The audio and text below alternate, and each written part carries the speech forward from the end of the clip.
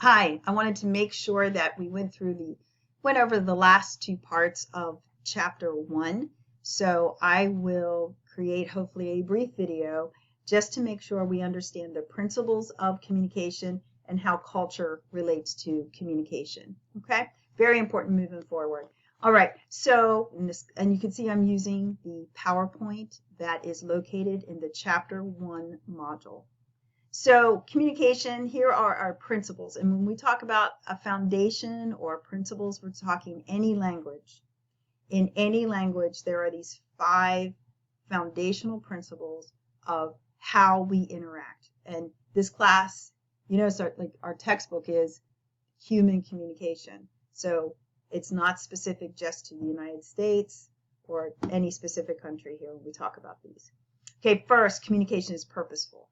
All right, so we already talked about how communication always has an effect, right? Even going through the line at the grocery store, walking by somebody in the parking lot when we're pushing our groceries to our car, and just acknowledging someone with a wave, that matters, right? Every communication encounter has an effect. So every communication encounter also is purposeful. So to learn, to relate, to help, to influence, and to play. Let's talk about play for a second. I think you understand where these 4 come in, but play, your social time.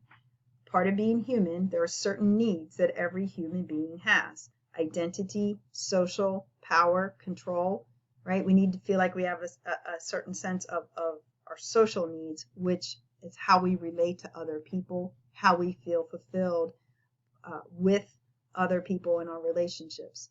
That playtime and that type of interaction and communication is crucial and is also very important. Okay, so I don't think you needed a speech class to know. I'm sure life experience has taught you men and women communicate very differently. Okay, but men tend to focus a little bit more on information. I think I've mentioned before that men tend to be a little more action-oriented listeners. So when I think about if, for example, maybe there's a man is interested in hammocking, right? So backpacking, and instead of dragging a tent and everything, going hammocking. So maybe then they join an online forum all about hammocking. The relationships that come about will come out of that forum where they went to seek out information. Okay, so that's just one example of how men might develop relationships. They tend to develop relationships through shared activities. Women might join a forum as well, for different types of reasons, but a lot of times it's a little bit more about an emotional development that happens. Women tend to focus on the relational part of communication. In other words, when they listen, they're a little more in tune to feedback. They give feedback and they read feedback. Men do too, don't get me wrong, but women tend to be a little more acutely aware of it. I'm not saying they're always right. They could be misinterpreting. My point is more they tend to develop that and respond more fully, like with facial expressions, eye contact, things like that, because it's relational. Okay, so the varied forms, face-to-face, and gosh, don't we know during COVID time that we have a lot of different platforms. You all have shared with me that you have 4 and 5 different social media platforms that you use for different purposes. So the thing is that we need to learn is that I know you took this class thinking that we're going to do a lot of public speaking and we're going to learn more about the face-to-face, but your online communication, your social media communication is just as important, and we need to learn to be competent in both forms and learn how they intertwine. The other thing to think about with the variety of forms of communication is that when to choose, say, sending an email, when to choose a face-to-face, when to choose picking up the phone and making a phone call, right? That's all a part of communication competence. All right, the next principle is that communication is ambiguous. So ambiguous means not clear, certainly not specific. So we know that words have multiple meanings. Maybe you've seen an unabridged dictionary, right? An unabridged dictionary is like this giant document, right? This giant book, because words have meanings that change over time. And so with that language ambiguity, we've also talked about in classes, we've talked about our like using jargon, using slang, right? Using regionalisms and colloquialisms. So that we can't always rely that our language is, my word is going to mean the same as your word. That is just a foundational principle. Relationship ambiguity means that sometimes the nature of the relationship between people are unclear. And one obvious example I like to use is the idea of friend zone, right? So there might be two people who get along great, they enjoy hanging out together, they laugh, they have the same sense of humor, the same interests, they're having this great time. One of the two decide, like let's say person A decides to kind of go, well, I'm so attracted to this person, we get along so great, I'm going to ask him out, I'm going to just kind of see if we can take this to the next level. And then person B goes, oh, whoa, I'm so sorry, I don't look at you that way, or I don't see you that way, hence the friend zone, right? So it can be this crushing blow we've talked about the ego and everything else that happens in that. But that's an example of relationship ambiguity where one person perceived the relationship to be something very different. Okay, so communication involves a content and relational dimension.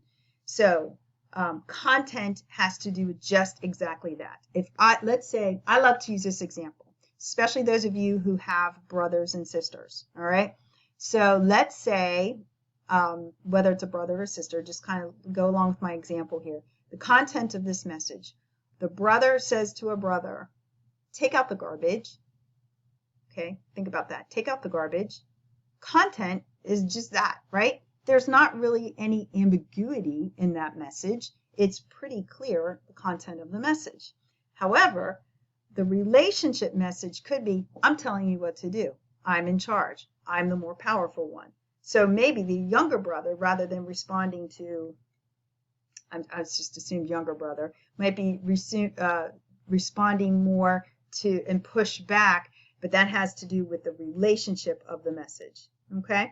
Let me give you another example. This is a real life example I bring up a lot. Not from me, but a student told me this example years ago, that she would talk to her boyfriend. She would come home and talk to her boyfriend about how much she hated her job, right? She hated her job, and she would come home and just want to sit and just want to talk about it.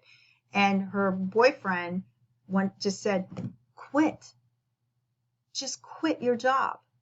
She responded, don't tell me what to do. Now think about that for a second. Was it so much that she was arguing against, pushing back a little bit on, well, I don't want to quit my job because I need it right now. I can't quit my job because I need to find a second job before I can quit my first job. No, that was, don't tell me what to do. That she heard a relational message. And again, that had to do with a power dimension, right? That she felt that he was taking charge or trying to control her actions in some way. Okay, so relational message in general, women tend to use and hear relational messages. Men tend to be what we call like maybe more like to kind of take the direct content of the message. Okay, so there's always a content and a relational dimension. Okay, it's inevitable. A lot of you had this question on the discussion board. So it's inevitable, irreversible, unrepeatable. All right, so if something is inevitable, that means it's going to happen no matter what. So sometimes I have students who will argue with me, if I'm alone somewhere, I'm not communicating. And I will argue back, yes, you are. Because we spent some time talking about intrapersonal, right? What is the dialogue I'm having with myself?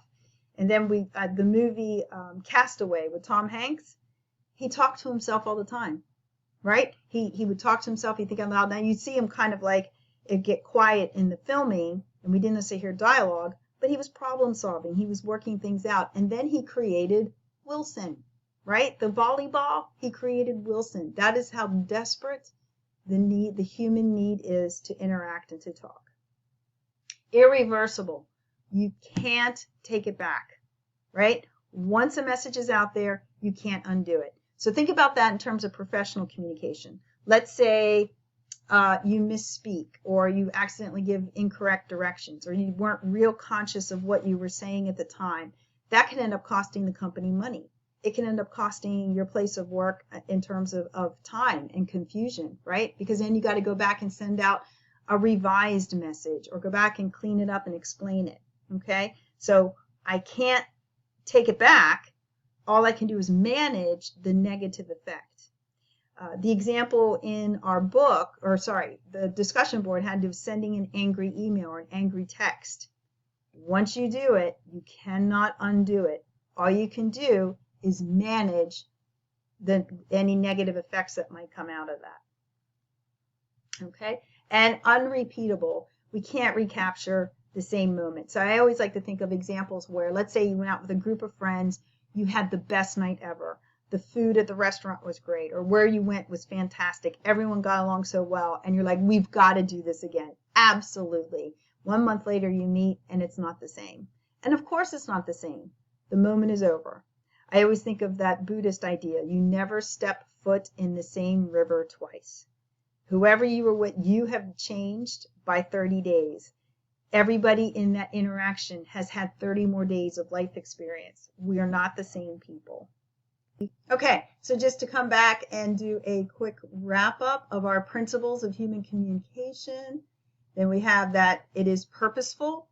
Every communication interaction we have, there is intention and purpose. That it varied forms of communication. So not just what we talked about in the beginning of the chapter, mass communication group, but also looking at our face-to-face interactions with our online interactions. That communication is ambiguous because language itself is ambiguous. Sometimes our relationships may not be crystal clear as well. So there's communication ambiguity and relational ambiguity. Content and relationship messages. So sometimes the message is about the message itself. Like I always call it the meat of the message. Sometimes it's about the relationship. Okay, and last is that it's inevitable, irreversible, and unrepeatable. Okay, thanks for watching. I hope this was helpful.